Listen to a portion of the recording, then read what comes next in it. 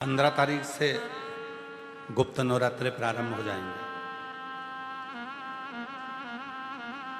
भेद नहीं है। जब नवरात्रे प्रारंभ हो, गुप्त नवरात्रे प्रारंभ हो, गुप्त नवरात्रे का मतलब होता है कि गोपनीय रूप से शिव की और शक्ति की आराधना करना।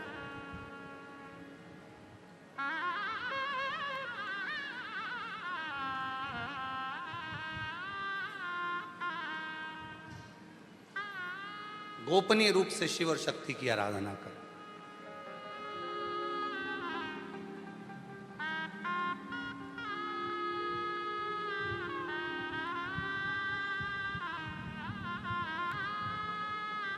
एकांत में बैठकर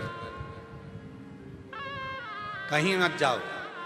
तुम्हारा मन करे गुप्त नवरात्रे में 24 घंटे में से अगर 5 मिनट निकाल लो और 5 मिनट बैठकर कुछ मत करो। अपने हाथ में भी अगर एक गुप्त रुपया, कोई सिक्का, 1, 2, 5, 10 जो भी सिक्का तुम्हारे पास में हो, चांदी का हो या 1 रुपया का हो या सोने का हो या हीरे का हो, जो भी हो तुम्हारी मर्जी, या अपना ये रुपया जो आप लोग आरती में चढ़ाती हो, कोई सा भी 1 रुपया अपने हाथ में रखकर बेलपत्र के साथ अगर प्रतिदिन शिव के मंत्र का जाप करती हो और माँ आदिशक्ति के नाम का एक दीपक शिव के मंदिर में अगर लगा देती हो या देवी के मंदिर में शिव के नाम का दीपक लगा देती हो और वो रुपया, वो बेलपत्र 9 दिन तक अपने हाथ में रोज रखना है। 5 मिनट रखो, 2 मिनट रखो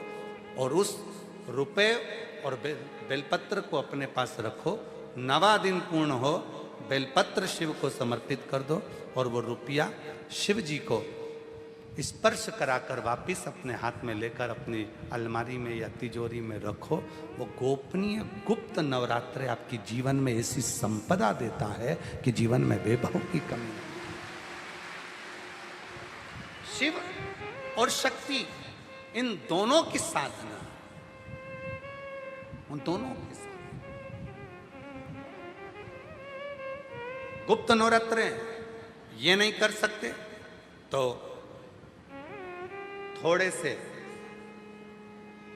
अनार का रस या अनार के दाने, थोड़े से 2-4 दाने प्रतिदिन अनार के दाने 2-4 अपनी माता रानी के, शिव के स्मरण में, अपना घर का जो मंदिर हो जिसमें भगवान बैठे हों, तुम्हारे घर के मंदिर में जो भी भगवान बैठे हैं, अगर 9 दिन तक लगातार अनार के 2-4 दाने का भी आप रोज माता रानी को अगर भोग लगाती हो और उस अनार के दाने का या शिव को भोग लगाते हो, उस अनार के दाने का घर के जितने सदस्य 1-1 दाना अनार का सब खा लें।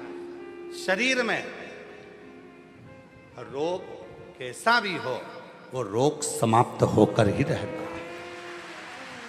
गुप्त नवरात्रे शिव और शक्ति की आराधना के होते। शिव और शक्ति, शिव और शक्ति की आराधना, शिव को भजने के लिए। बाबा बाबा सब कहे और माता कहे ना को, एक बार जो माता कहे सो काशी में हो। जो माँ का स्मरण शिव के सामने करे और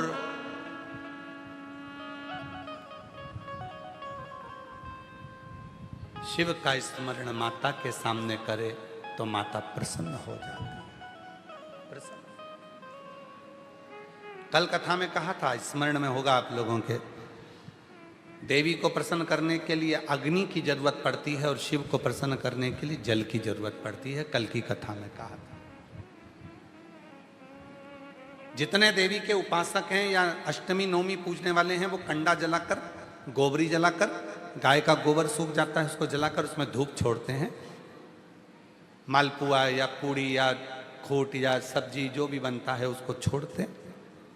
अष्टमी नवमी पर पूजन करते हैं, धूप देते हैं, अग्नि में छोड़ते हैं। क्यों छोड़ते हैं? क्योंकि देवी अग्नि से प्रसन्न होती है और शिव जल से प्रसन्न होता है। जल से, देवी अग्नि से और शिव जल से प्रसन्नता। उसकी प्रसन्नता हमें सुख देती, सुख।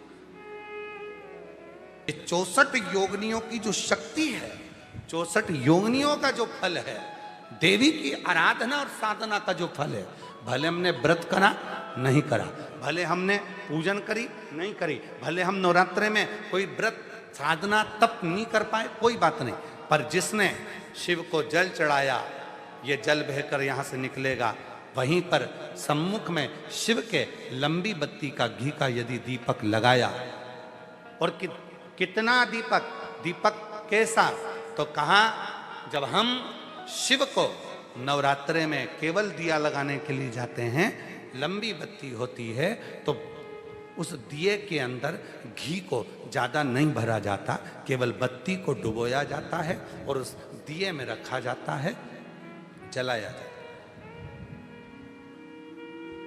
शिव और वो 64 योगिनियां जो यहां विराज रही हैं, यहां शिवलिंग, मां आदिशक्ति दुर्गा भवानी, गणेश जी, कार्तिकेय, अशोक सुंदरी, शिव जी की 5 लड़कियां और ये 64 योगिनियां, और 64 योगिनियों के बाद में ये जल बहकर जाता है जितनी दूर तक, यहाँ 33 कोटि देवताओं का स्थान होता है। इसलिए हम जब लंबी बत्ती का दीपक लगाते हैं जल चढ़ाकर नवरात्रे में, तो शिव की आद्य शक्तियाँ हमको सुख प्रदान करना प्रारंभ कर देती हैं और हमारे भंडार में कोई कमी नहीं होने, वो भंडार की कमी को दूर। इसलिए कई लोगों ने तो गीत भी बनाया है, भजन भी बनाया है, वो कहते हैं ना, मैं तो लाई हूँ दाने अनार के, मेरी मैया के 9 दिन बाहर के, मैं तो लाई हूँ दाने अनार के, मेरी मैया के 9 दिन बाहर के। माँ आद्य शक्ति की आराधना साधना के साथ शिव की साधना हो तो वो बल देती है, वो बल देती है। कि एक बार माता पार्वती जी तुमरुका जी से पूछी थी कि तुमरुका जी, शिव जी को अगर बहुत जल्दी प्रसन्न करना हो तो शिव कैसे प्रसन्न हो सकते हैं, कैसे प्रसन्न हो सकते हैं?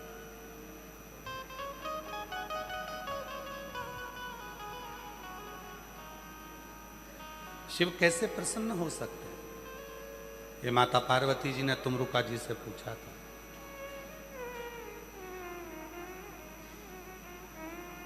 तुमरुका जी से पूछा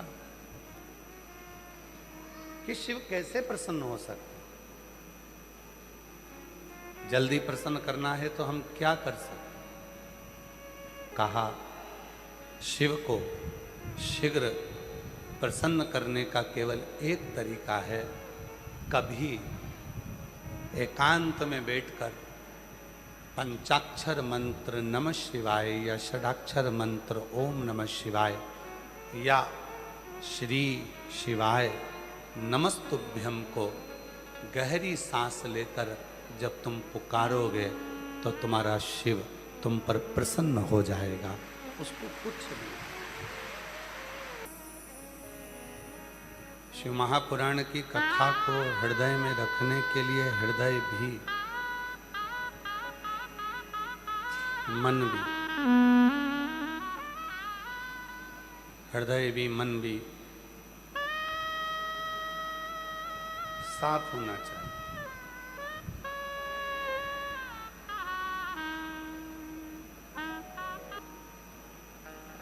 दो तरह के मन होते हैं, एक वो मन जो परमात्मा की जंजीर से बंधा हुआ है, घर के संस्कारों से बंधा हुआ है, भक्ति से बंधा हुआ है, मर्यादा में रहकर अपना कर्म करता है और एक दिन अपनी मंजिल को पा जाता है, एक वो।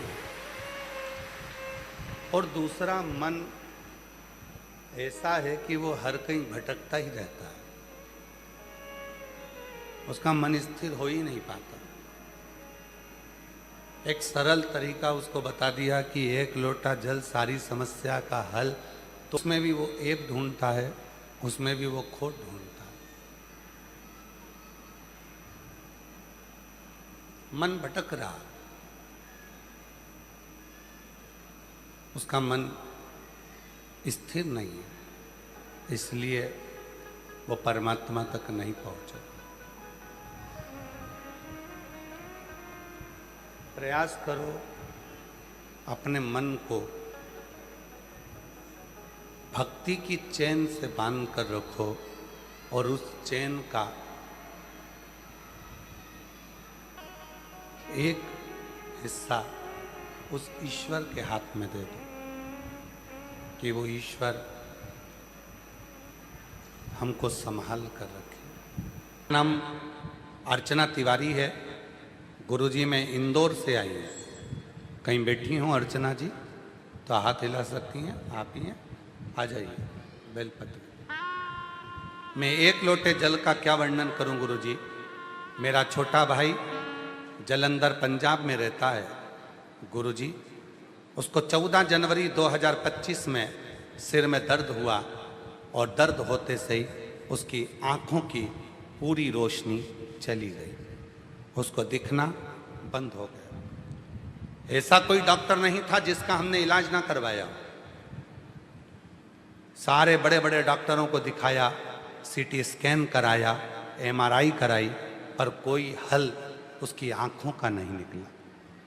केवल सिर में दर्द हुआ था और उसकी दोनों आंखें चली गई, रोशनी बंद हो गई। गुरुजी हम हिम्मत हार गए। तब आपके द्वारा बताया गया रात्रि को 9:15 वाला उपाय, एक लोटे जल में आंवला का डालकर शिव को समर्पित करना और उस जल को, चढ़ाए हुए जल को शरीर से लगाना।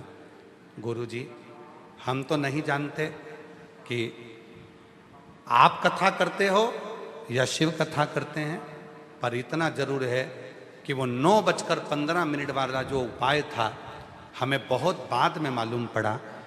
सीटी स्कैन, एमआरआई, आंखों के डॉक्टर, पंजाब के सब जगह डॉक्टरों को दिखाया, पर कोई हल जब नहीं निकला, तब हिम्मत हार कर आपका वो 9:15 वाला उपाय करा और उस जल को चढ़ाकर, जो आंवले के जल वाला उपाय है, उसको 9:15 पर कर कर मेरे भाई की आंखों में लगाना प्रारंभ करा और उसके शरीर पर जो लगाया 15 मिनट भी नहीं हुए और उसकी दोनों आंखें वापस आ गई। मैं बाबा को यहाँ धन्यवाद देने को, बाबा को नमन करना। शिव शिव, शंकर शंकर। गुरु मेरे शिव को तो केवल अपने भक्तों से स्नेह है, प्रेम है, प्यार है। और जो जैसी भावना लाया वो ऐसा ही फल पाया।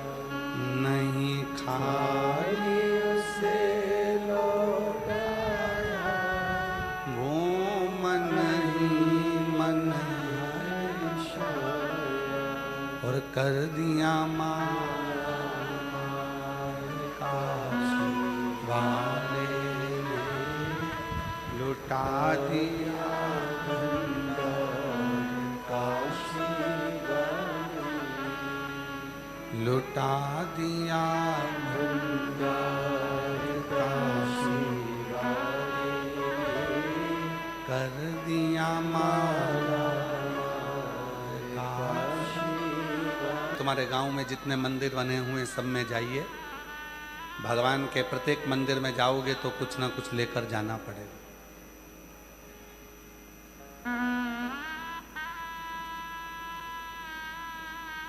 प्रत्येक मंदिर में जाकर देखिए, जाओगे कुछ लेकर जाना।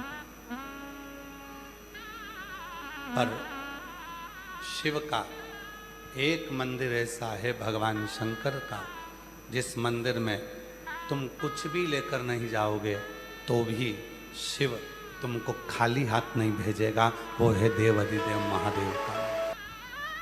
बस उसको भजो। ये लाइट लगी है ना, इसका एक खटका है। ये पंखे लगे हैं ना, इसका भी एक खटका है। दोनों का खटका अपन एक साथ बंद करते हैं।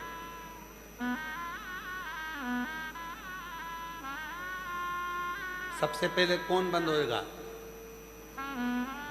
लाइट का खटका बंद करा तो सबसे पहले लाइट 1 सेकंड में बंद, और पंखे का खटका बंद करा तो पंखा एकदम बंद हो जाएगा क्या? जम के बोलो नहीं। बंद करने के बाद भी पंखा थोड़ी देर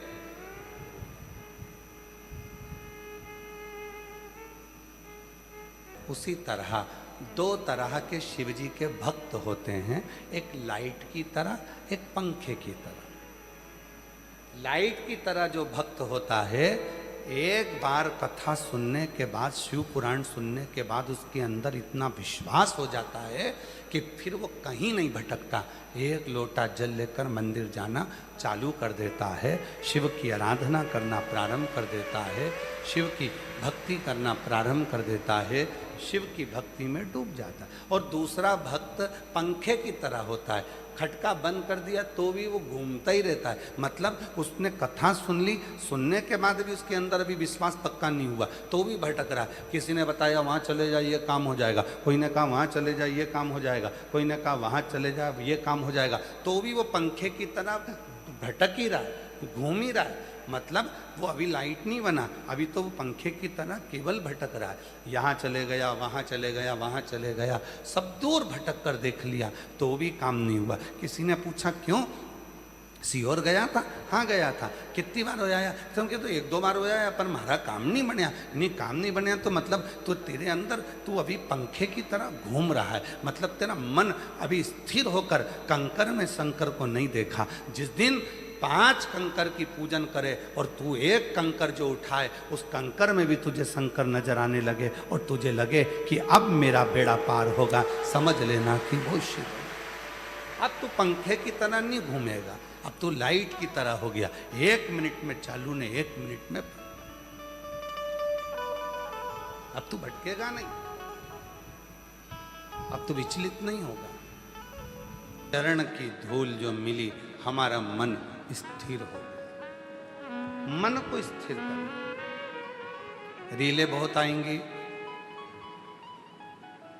लोग शिव जी के मंदिर से तुमको भटकाना चाहेंगे, शंकर जी से तुमको दूर करना चाहेंगे।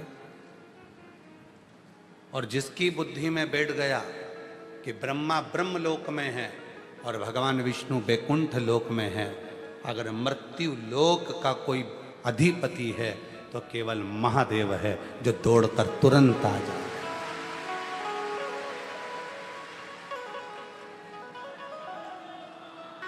तुरंत एक क्षण की देरी नहीं करता, वो अपने भक्त के लिए दौड़ पड़ता।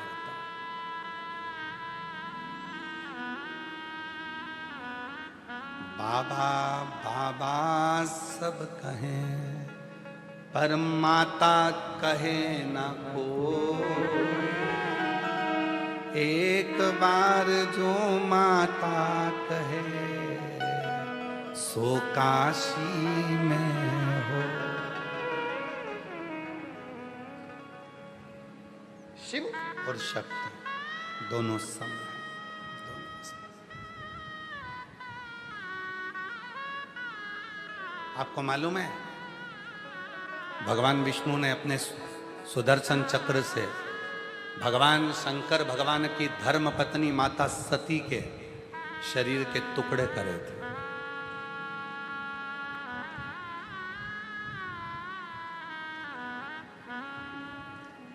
बावन शक्तिपीठ का निर्माण हुआ।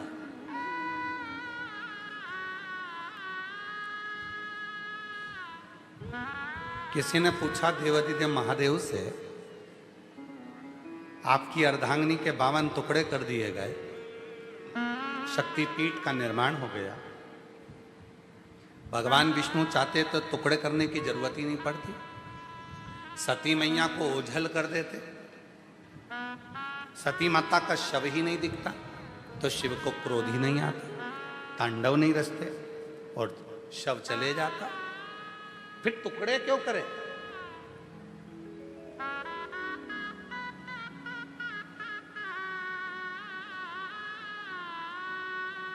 जैसे भगवान श्री राम जी महाराज ने अपनी पूरी लीला करी और अपने शरीर को त्यागा, तो वो शरीर राम जी का कभी मिला? जम के बोलो जरा, नहीं। भगवान कृष्ण ने पूरी लीला करी और भगवान ने अपना शरीर त्यागा, भगवान कृष्ण का वो शरीर मिला? जम के बोलो, नहीं। जितनी जितनी लीला हुई उस लीला में शरीर नहीं मिला। फिर सती माता के साथ उमा माता का शरीर नहीं मिला, कात्यायनी का शरीर नहीं मिला, कुष्मांडा का शरीर नहीं मिला, स्कंदा का शरीर नहीं मिला। फिर माता सती का ये शरीर और जिसके 52 टुकड़े हुए और 52 शक्तिपीठ का निर्माण हुआ, तो ये क्यों हुआ? ये प्रश्न बड़ा भारी था। शिवजी से पूछा, भगवान नारायण चाहते तो इसको ओझल कर देते, गायब कर देते, फिर ये टुकड़े हुए इस शरीर के, और क्यों हुए, किस लिए हुए, क्यों, किस लिए? तो कहा, पूरी पृथ्वी पर ये 52 शक्तिपीठ जो निर्माण किए गए हैं, ये इसलिए करे गए हैं, जब संसार का मनुष्य हर तरह से हारेगा, किसी भी एक शक्तिपीठ पर जाकर जब भगवान शिव को याद करेगा तो शिव और शक्ति उसके ऊपर कृपा बरसाना प्रारंभ कर, करुणा करना। 52 शक्तिपीठ में से एक शक्तिपीठ पर भी साल में अगर एक बार भी आप जाते हैं और वहां पर भगवान शंकर के मंत्र का उच्चारण करते हैं, नमः शिवाय, ओम नमः शिवाय, श्री शिवाय नमस्तुभ्यम, भगवान शिव के नाम का उच्चारण करते हो, तो वहाँ पहुँचते से ही आपको वो बल मिलना प्रारंभ हो जाता है कि आप जिंदगी में कभी कहीं हारते नहीं। पर लोग करते क्या हैं? देवी का दर्शन करने जाते हैं तो वहाँ आवाज लगाते हैं, जय माता दी, जय माता दी, जय माता दी, जय माता दी।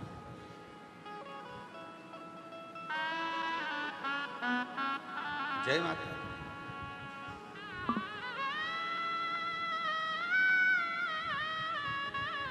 बहन घर में आई है राखी पर, रक्षाबंधन पर आपकी बहन आपके घर में आई है, 15 दिन से रुकी है। प्रैक्टिकल कर कर देखना एक बार, बहन से एकदम अचानक जाकर कह देना, वो जीजा जी आए हैं, बहन के चेहरे पर प्रसन्नता आ जाएगी। ये तो कल आने वाले थे तो आज कैसे आ गए? मुख पर प्रसन्नता होगी, हंसी आएगी, प्रसन्न हो जाएगी। पति का नाम सुनते से ही पत्नी प्रसन्न हो जाती है और शिव का नाम सुनते से ही 52 शक्तिपीठ प्रसन्न हो जाते, 52 शक्तिपीठ प्रसन्न हो जाते। एक शक्तिपीठ पर भी अगर शिव के नाम का उच्चारण हो, वहां की जो ऊर्जा, वहां की जो शक्ति होती है वो कम नहीं होती, कम।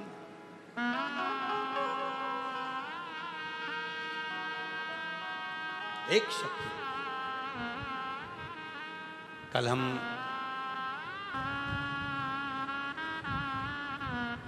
मेरा जी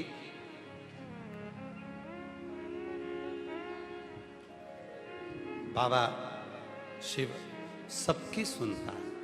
एक पत्र और है, मेरा नाम नमन, मेरा नमन प्रणाम, मेरी पत्नी का नाम सुनीता तिवारी है, नेहरू नगर ललितपुर उत्तर प्रदेश की रहने वाली हूँ।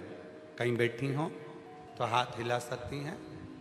मेरी पत्नी का नाम सुनीता तिवारी, नेहरू नगर ललितपुर उत्तर प्रदेश से आई हैं। कहीं बैठी हों तो हाथ हिला सकती हैं।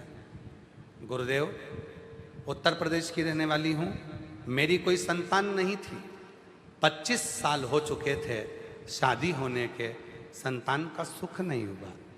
गुरुदेव तब किसी के कहने पर सफेद आंकड़े की जड़ का उपाय किया।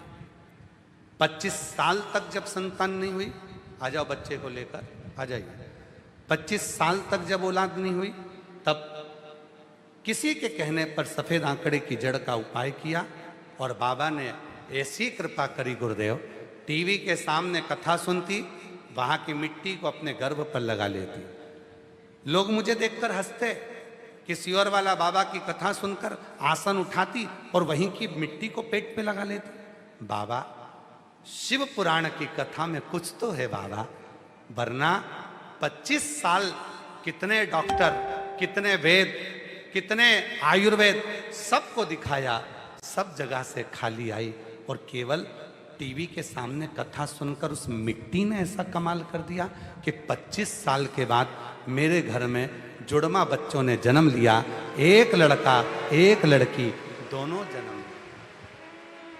25 साल के बाद मेरे घर में जुड़वा बच्चों ने जन्म लिया, एक लड़का एक लड़की।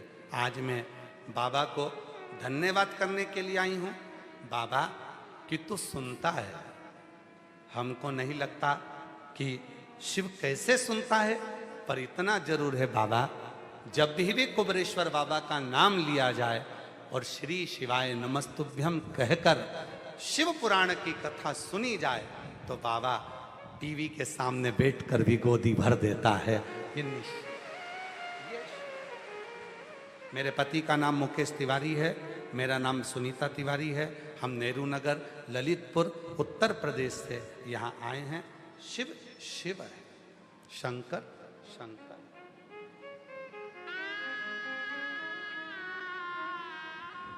और महादेव नमन चलो, महादेव नमन चलो।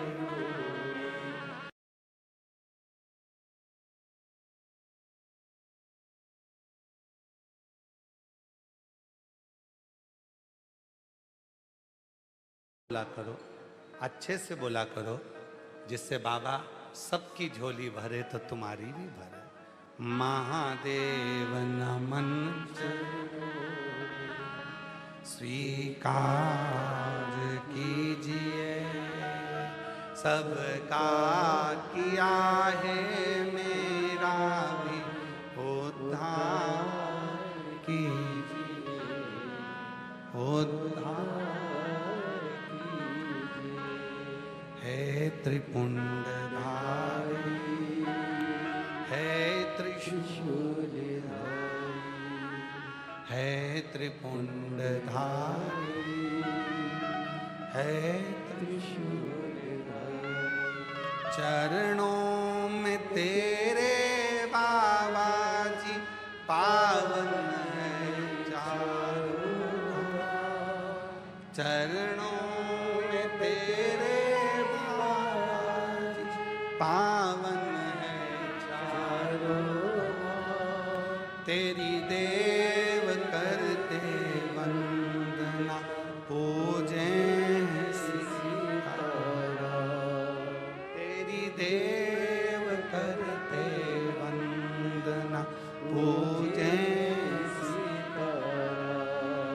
हो जाए पूरी कामना, हो जाए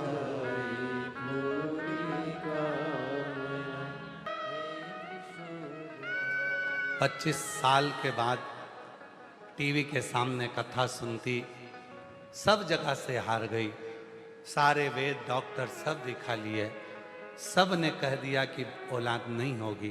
तब सफ़ेद आंकड़े की जड़ को बांधा, टीवी के सामने आसन बिछाकर बैठ जाती, आसन उठाकर वहीं की मिट्टी को गर्भ पर लगाती और 25 साल के बाद जुड़वा बच्चों ने जन्म लिया।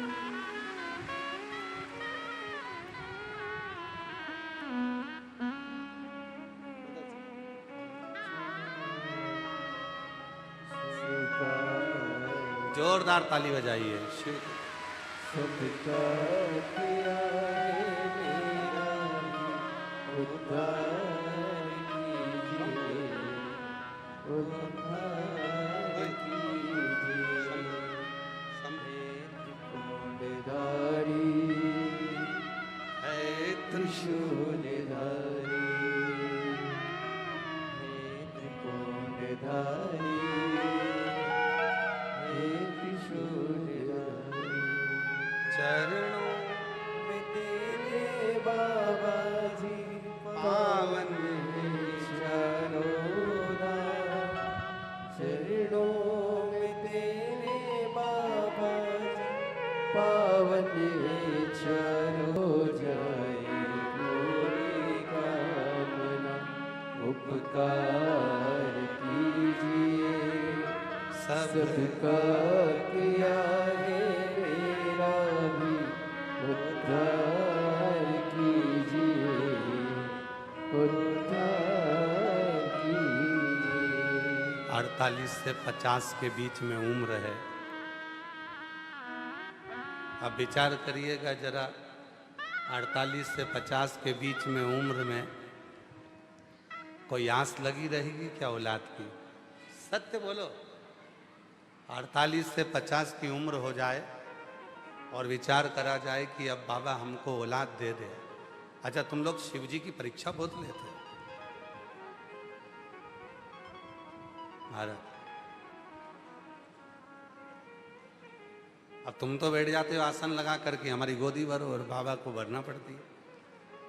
हमने एक बात पहले भी कही, आज फिर कहते हैं, जितने लोग चाहे टीवी पर कथा सुने, चाहे मोबाइल पर सुने, चाहे पंडाल में बैठकर कथा सुने, आप सब जब जब कथा सुनते हो ना, तो भोलेनाथ जी को भी टेंशन हो जाता है, इतने सारे सुनेंगे तो इतने सारों को 3 महीने में देना पड़ेगा, प्रदान करना।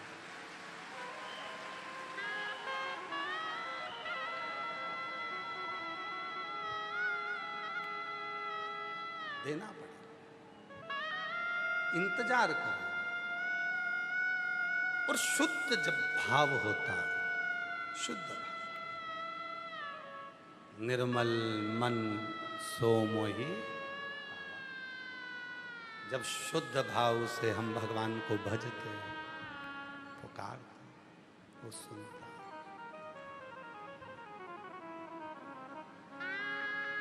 कल हम जब आरती करे कुबेरेश्वर बाबा की, और आरती कर कर जब सबसे बाबा का विनय कर रहे थे, निवेदन कर रहे थे, हाथ जोड़कर सबसे मिल रहे थे, कई भक्त आवाज लगा रहे थे, बाबा बाबा बाबा महादेव, बाबा महादेव। जब हम वापिस आए तो एक व्यक्ति ने पूछा कि लोग आपको आवाज लगा रहे थे बाबा बाबा महादेव।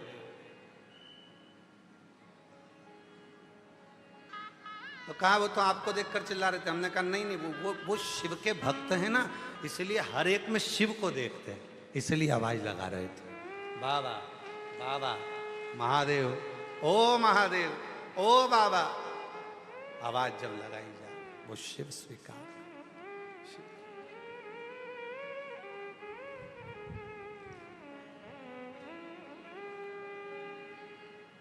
एक भरोसा, तुमरुका जी ने कहा,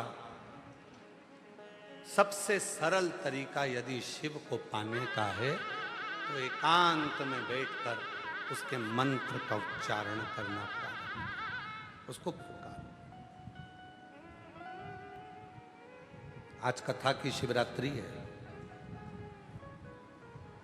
कल कथा यही 1 बजे से 4 बजे तक होगी और विराम हो जाएगी।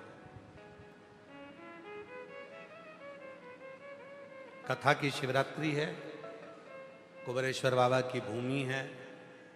भले आप टीवी पर सुन रहे हो, चाहे मोबाइल पर सुन रहे हो, चाहे बाबा के इस पवित्र प्रांगण में पंडाल में सुन रहे हो, और इतना विश्वास जरूर है कि मेरा बाबा आपको खाली नहीं रखेगा, झोली जरूर भरेगा।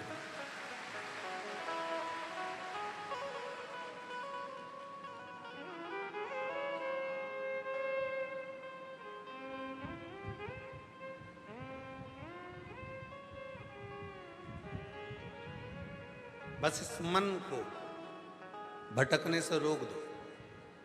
बहुत सारे मिलेंगे, मंदिर मत जाओ, बहुत सारे मिलेंगे, ये मत करो, बहुत सारे मिलेंगे, शिव का चढ़ा जल मत पियो, कोई कहेगा शिव पुराण ना सुनो, कोई कहेगा ये मत करो। हमें अपने मन को काबू में रखकर विश्वास कर लेना है कि अब मैं आज से शिव पुराण की कथा सुन रही हूं, आज से मैंने महादेव को अपना बाप, अपना पिता मान लिया है। मेरे दुख अब मेरे बाप के होंगे, मेरे पिता।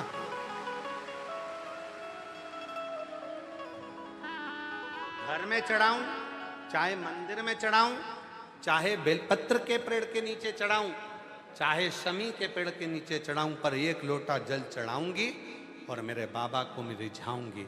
और अब जो देगा, जो देगा, जिस समय पर देवासुर संग्राम हुआ, उस देवासुर संग्राम के समय पर सब कुछ, देवासुर संग्राम के समय पर सब कुछ समाप्त हो गया था। जब युद्ध होता है धीरे धीरे, आप तो देख रहे हो दूसरे देश में युद्ध चल रहा है और अपने यहाँ गैस की कमी हो गई। दूसरे देश में युद्ध चल रहा है, डीजल पेट्रोल की कमी हो जाती है।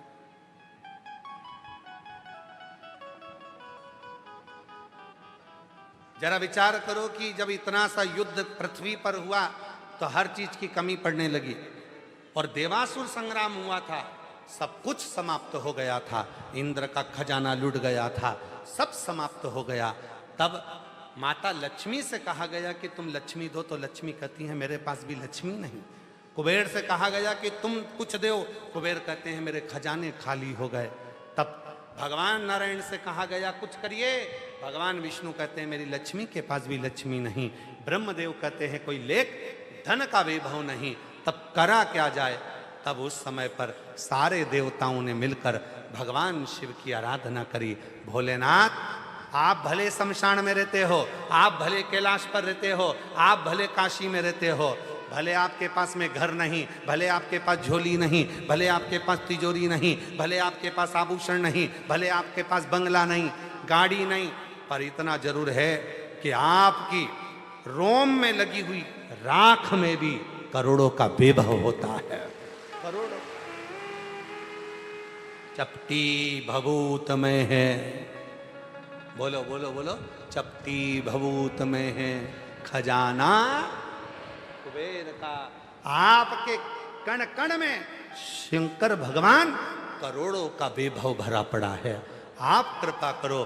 तब भगवान शिव प्रसन्न हुए और भगवान शंकर ने अपने दो हाथ नीचे करे, एक हाथ में डमरू, एक हाथ में त्रिशूल लिया, जटाबंदी थी, चंद्रमा लगा हुआ था, गले में सर्प पड़ा था, रुद्राक्ष की माला थी, ने मुख मुस्कुराहट थी, नयन से दर्शन कर रहे थे।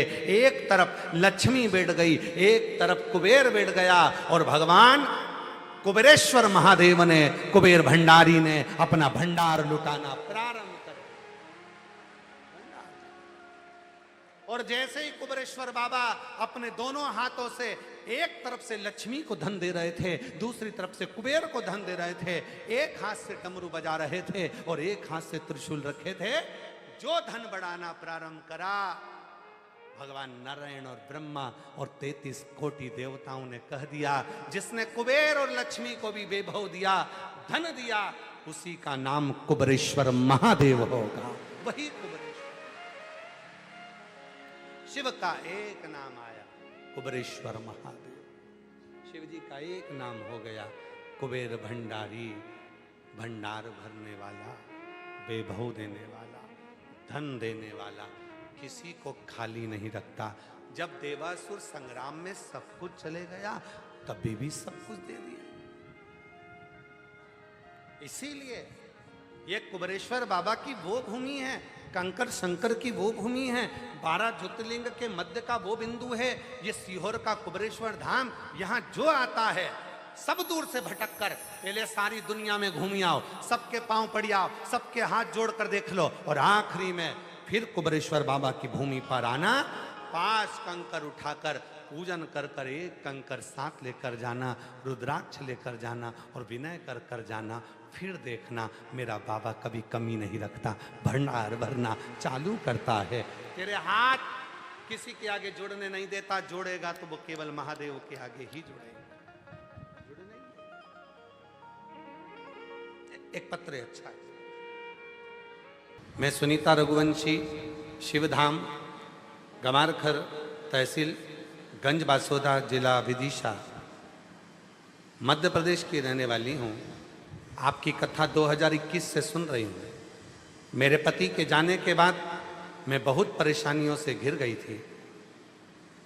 महाकाल बाबा की कृपा से आपकी कथा का पता चला और आपके बताए हुए रास्ते पर चलकर मैं बहुत खुश हूँ।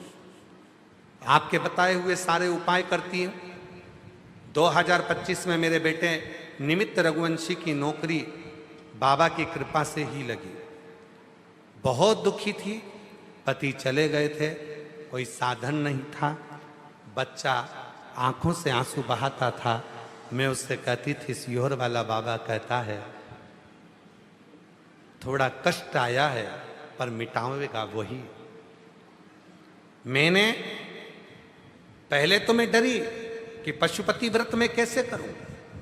कई माताएं कहती थी कि तुम पशुपति व्रत नहीं कर सकती, पति नहीं है।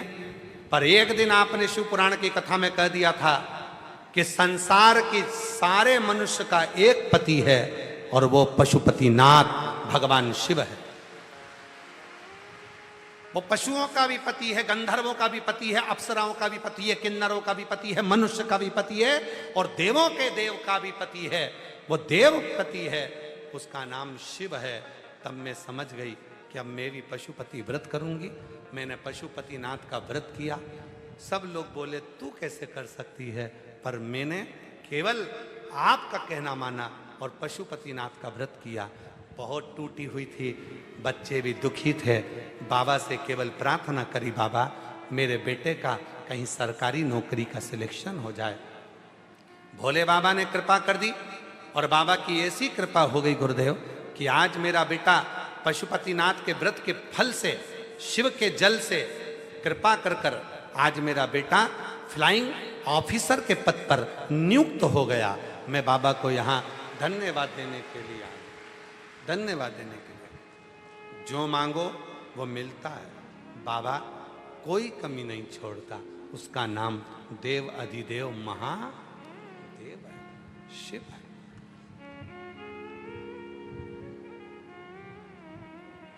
और मांगा है भोलेनाथ से वरदान, मांगा है भोलेनाथ से वरदान, एक तेरी कृपा बनी रहे जब तक है जिंदगी, तेरी कृपा बनी रहे जब तक है मांगा है भोलेनाथ से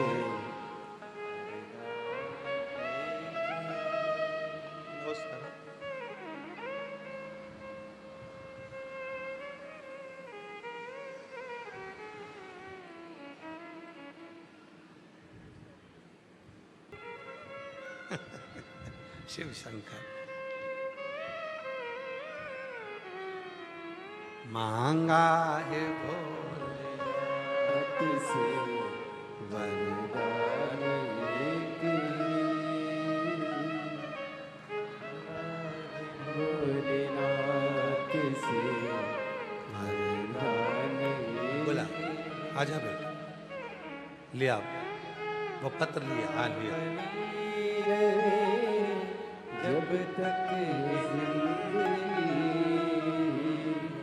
तेरी कृपा बनी रहे जब तक है जिंदगी मांगा है भोलेनाथ से वरदान एक वो देव अधिदेव महादेव है, सबको देता, कोई को खाली नहीं रखता। जो आया प्राप्त किया, लिया, चले गए, बटोरा गए। जो मांगा वो मिला, जो मांगा।